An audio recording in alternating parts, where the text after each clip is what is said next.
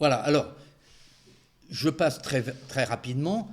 Distinction entre christianisme et chrétienté, vous l'avez vu, entre islam et islam, cette confusion christianisme et chrétienté et islam avec un petit i et islam avec un grand i. Du reste, c'est très curieux de voir qu'il n'y a qu'un mot pour islam. Ça veut dire quoi? Ça veut dire que le politique, le juridique, le religieux ne font qu'un, et la pratique ne font qu'un, c'est vraiment une orthopraxie, vous voyez. Et il y a deux mots pour le christianisme, la doctrine du christianisme, d'accord, et la chrétienté.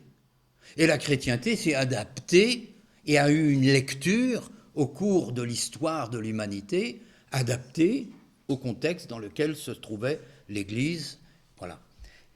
Donc, souvent, ce qui est reproché dans les discussions islamo-chrétiennes, c'est la violence existe aussi chez les chrétiens. Il n'y a qu'à voir, bon, alors on sort toujours la tarte à la crème des croisades, etc. Bon, même si historiquement mais vous voyez, là, je dis, mais non, il faut comparer ce qui est comparable. Et donc, le christianisme, c'est les fondamentaux de la foi, c'est-à-dire l'intemporel. Qu'est-ce que nous dit le Christ? Si Christ n'est pas ressuscité, vaine est notre foi. Voilà les points fondamentaux. Qu'est-ce qu'il est venu faire? Qu'est-ce que Dieu est venu faire dans cette terre? Pourquoi? Point. Salut. C'est le salut. 2. Pourquoi? Quelle est la promesse de Dieu? Bon, voilà, c'est les fondamentaux. L'islam, les fondamentaux. Les fondamentaux, c'est-à-dire la croyance, l'intemporalité. Il n'y a qu'un seul Dieu et Mohammed est l'envoyé de Dieu. Je résume. Ensuite, vous allez avoir une égalité entre islam et l'islam avec un grand I, le culturel.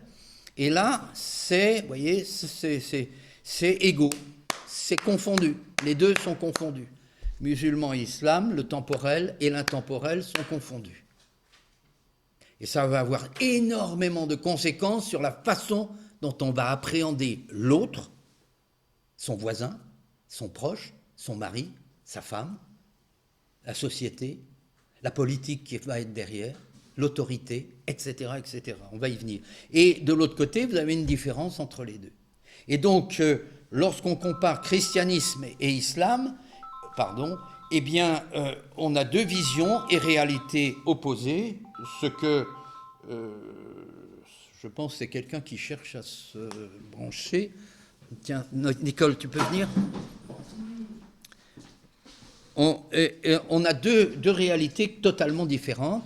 Et chrétien et chrétienté, c'est le temporel, musulman, c'est le temporel. Les réalités et événements marqués par la grandeur et la faiblesse de l'homme. C'est-à-dire que, ben oui, vous avez des chrétiens qui ne sont pas fidèles au Christ.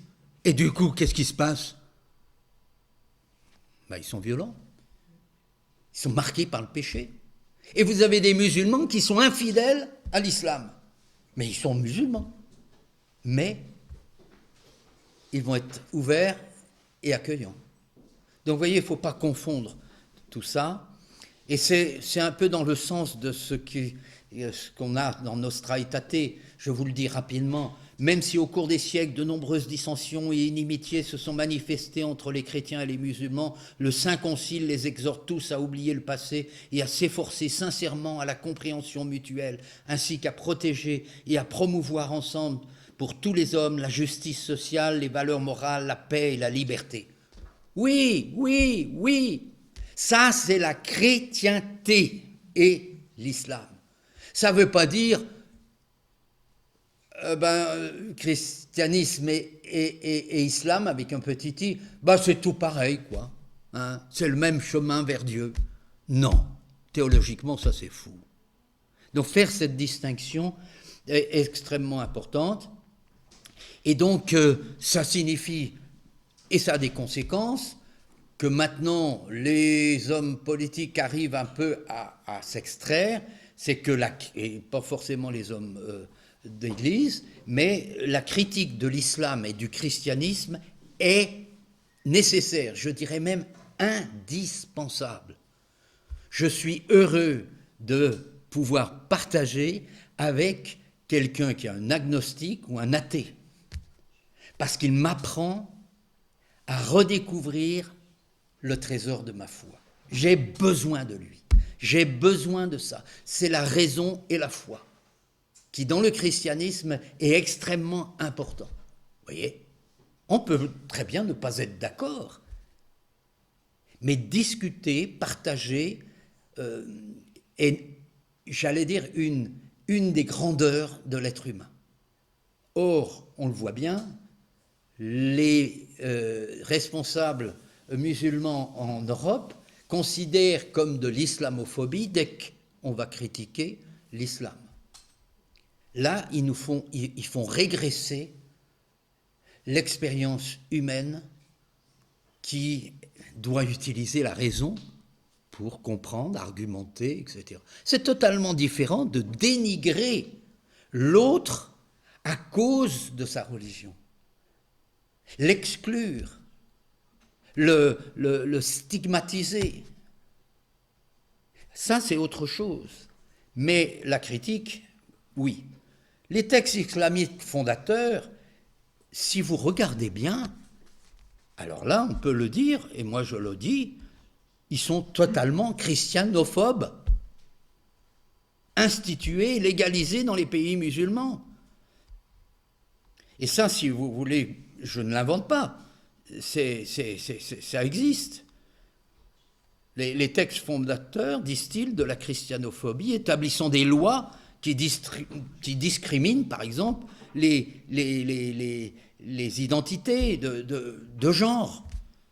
Il y a une inégalité entre l'homme et la femme, que ce soit dans l'héritage, que ce soit même dans l'éducation. Et il y a une inégalité, le traitement des minorités religieuses et des apostats, c'est que, puisque tu es devenu chrétien, à cause de ça, tu deviens un dhimmi, un citoyen de deuxième zone. Ça, c'est de la christianophobie. Mais par contre, critiquer, j'allais dire, le dogme chrétien, etc., non, et heureusement. Et c'est bien qu'il y ait des musulmans, des docteurs de l'islam qui disent, ben non, on n'est pas d'accord avec la mort de Jésus. Enfin, c'est incroyable, ce grand prophète qui nous parle, etc.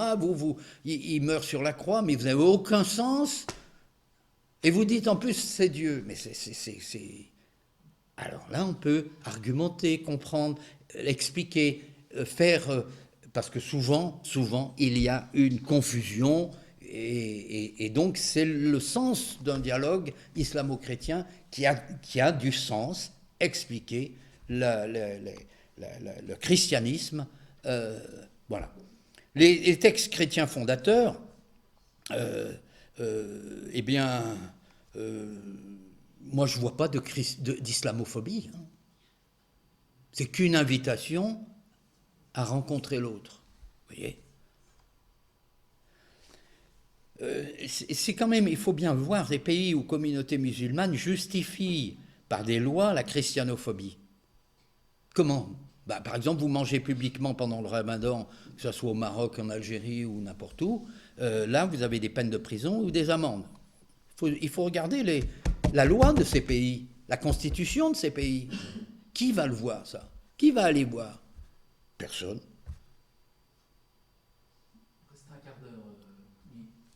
Vous quittez l'islam pour devenir chrétien, votre mariage est déclaré invalide. Ça, c'est de la discrimination. On refuse d'enregistrer votre enfant si vous lui donnez un prénom chrétien. Ça, c'est en France. Une famille musulmane qui dirait « je voudrais appeler mon enfant d'un prénom chrétien », au consulat, on lui interdit. Est-ce qu'on le sait, ça ? Non. Alors après, les statistiques montrent qu'effectivement, il y a une croissance des prénoms. Mais ça vient d'où ? Obligation de devenir musulman pour un chrétien qui veut épouser une musulmane. Bon, etc., etc. Rien dans le message du christianisme et des textes fondateurs ou ceux de l'Église c'est-à-dire le droit canon par exemple, n'invite à une discrimination des musulmans. Aucun pays à majorité chrétienne n'a une législation discriminante pour des minorités religieuses. Si discrimination il y a, eh ben c'est le fait d'individus, et parfois même de chrétiens, qui sont infidèles au message de l'Évangile. Et donc ça, c'est condamnable.